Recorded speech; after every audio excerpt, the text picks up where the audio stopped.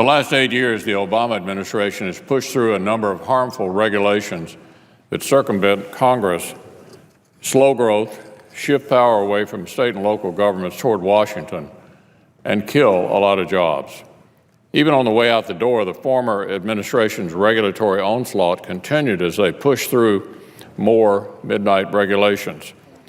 These nearly 40 major regulations, which were pushed through by the Obama administration since Election Day, would cost Americans a projected $157 billion, according to one report.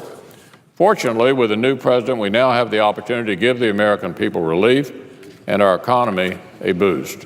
One of the most important tools we have is the Congressional Review Act, which allows Congress to provide relief from heavy-handed regulations that hold our country back.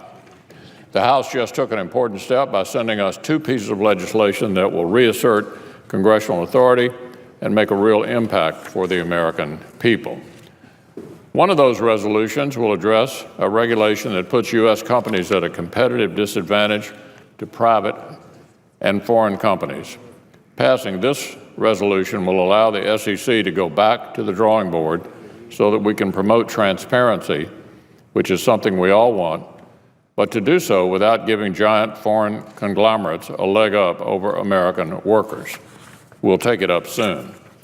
The other resolution, which we'll take up first, will address an 11th-hour parting salvo in the Obama administration's war on coal families that could threaten 1/3 of America's coal mining jobs. It's identical to the legislation I introduced this week and is a continuation of my efforts to push back against the former administration's attacks on coal communities.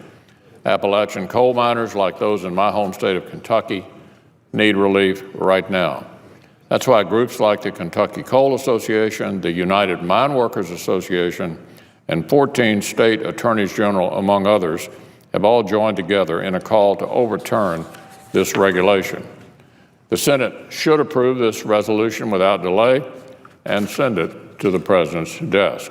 The sooner we do, the sooner we can begin undoing the job-killing policies associated with the stream buffer rule.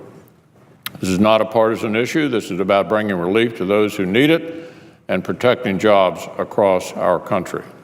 I hope our friends across the aisle will support our nation's coal miners and join me in advancing this resolution.